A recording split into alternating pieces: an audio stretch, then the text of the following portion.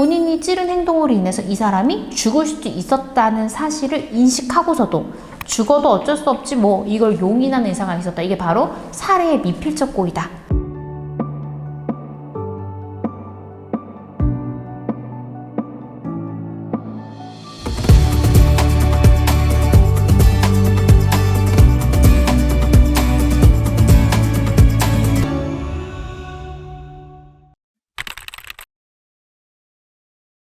안녕하세요. 여러분의 인생을 지켜드리는 인생변호사 검사 출신 이고은 변호사입니다. 제가 성범죄 전담 뿐만 아니라 강력범죄도 전담을 했었는데요. 특히 제가 오늘 말씀드리고 싶은 주제가 칼을 들고 누군가를 찔렀어요. 근데 피해자가 사망하진 않았어요. 근데 누구는 특수상해죄로 처벌이 돼요.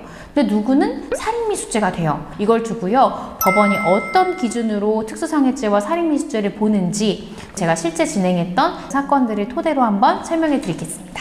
제가 이전에 이제 유튜브 인생변호사 채널에 올린 잘 나가던 검사가 갑자기 사표를 던진 이유, 거기서 첫 번째 구속 사건이 바로 살인미수 사건이라고 말씀드렸는데, 그 사건 속에서 남녀가 조선족 커플이었어요. 혼인관계였다가 이혼한 상태였는데 이 남편이 피의자였고요, 피해자는 전 부인이었던 거죠. 남편이 이 전 부인이 바람핀다고 오해를 해가지고 칼을 들고 싸우다가 부인의 목 부위를 수에 찔렀어요. 그런데 다행히도 이 부인이 목숨은 건져서 병원에서 치료받고 있는 그런 상황이었는데요, 살인미수죄로 기소를 했고 결국 유죄가 났습니다. 칼을 들고 찔렀을 때 저희 선배 검사님들 했어요. 그거 잘 조사해야 돼. 무죄 잘 난다 너. 선배님 칼 들고 찔러도 무죄가 나요? 칼 들고 찔렀는데 그 가해자 남자가 죽이려는 의도였다는 거 인정해 안 해? 인정은 안 해요. 그냥 겁만 주려고 했다고. 근데 찌르다 보니까 목이긴 했지만 죽일 생각 없었다고 하던데요. 그거 혐의 부인한 사건이야. 일부무죄 나서 특수상해죄만 인정되는 경우 많으니까 아예 살해 고의가 있었다고 자백을 받든지 아니면 법리검토 잘해야 된다 라고 말씀하셨는데요. 3일을 그냥 꼬박 조사해서 결국 자백을 받아내서 공판으로 보냈고 유죄 판결이 났는데요. 끝까지 법정에 갔을 때까지 죽일 생각은 없었다 이렇게 부인하는 경우에 법원에서는 살인, 미수, 무죄, 가로치고 인정된 죄명, 특수상해 이렇게 되는 판결문들이 꽤나 많아요. 만약에요, 사용된 흉기가 칼이었다 라고 하면 사실은 살인사건에 더 가까워지는 거예요. 칼을 들고 찌른 깊이, 특히 급소에 해당되는 부위를 찔렀는지가 법원에서 보는 가장 중요한 부분입니다. 목 부위, 또 심장이 있는 가슴 부위, 또 많은 중요한 장기가 있는 복부, 이런 데를 찔렀을 경우에, 그것도 한두 번이 아니라 수회를 찔렀고 찌른 깊이나 상처의 모양 등이 목숨을 앗아갈 수 있었다라고 하면 살해 고의가 없었다고 설사 피고인이 부인할지라도 살인미수죄를 인정하는 판례가 굉장히 많습니다.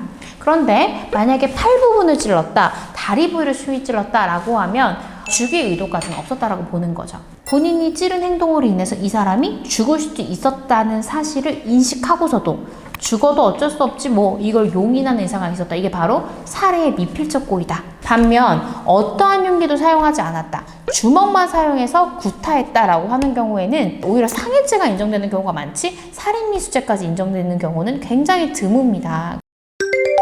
논란이 되는 부분이 쇠파이프나 강목, 굉장히 그렇게 딱딱하고 정말로 세게 들었을 때 크게 문제가 될 수 있는 위험한 물건 휴대해서 상해를 가한 경우에는 살인미수죄가 성립될 수 있고 성립되지 않는 경우도 있고, 거기서 판단이 많이 갈리는 것 같아요. 근데 제가 공판검사로서 재판을 많이 해보면 주로 머리 부분을 집중적으로 가격했을 때, 그리고 복부처럼 급소 부위를 수에 가격해가지고 굉장히 치명상을 입히는 경우에는 살해의 미필적 고의를 인정하는 판례가 대단히 많습니다. 살인미수가 되면 살인죄의 미수이긴 하지만 어쨌든 살인죄 규정에 적용을 받잖아요. 형량 자체가 대단히 다르죠.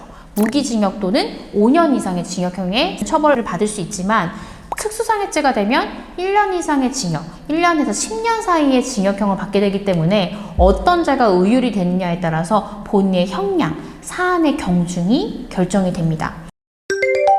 검사로서는 이 사람이 살인의 고의가 없었습니다 검사님 이렇게 얘기한다고 해서 아 그렇습니까 하고 특수상해죄로 기소하는 것이 아니라 부위나 정도에 따라서 이 사람에 대한 살해의 미필적 고의가 인정될 것 같다라고 생각하면 조금 더 처벌 수위가 큰 살인미수죄로 기소하는 경향이 있으니까요.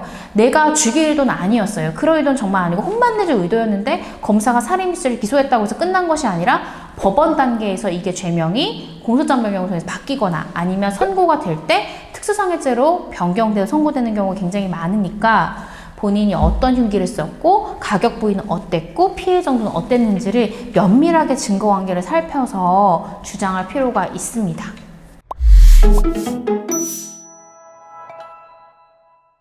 네, 오늘은요, 위험한 물건을 이용해서 사람에게 상해를 입혔을 때 어떤 경우에 살인미수죄가 되고 어떤 경우에 특수상해죄가 되는지 그 차이에 대해 설명드렸는데요. 사실 이런 강력사건은 디테일이 모든 사건마다 조금씩 달라요. 찔렀을 때 어떤 워딩을 했고 어떤 상황 속에서 했는지 살해의 동기가 있었는지도 검사는 상세하게 조사를 통해서 확인을 하거든요. 그렇기 때문에 이렇게 중한 범죄가 발생했을 때는 반드시 형사전문 변호사한테 빠르게 상담받으실 것을 추천드립니다. 오늘 영상이 유용하셨다면 좋아요와 구독 꼭 부탁드립니다. 감사합니다. 안녕.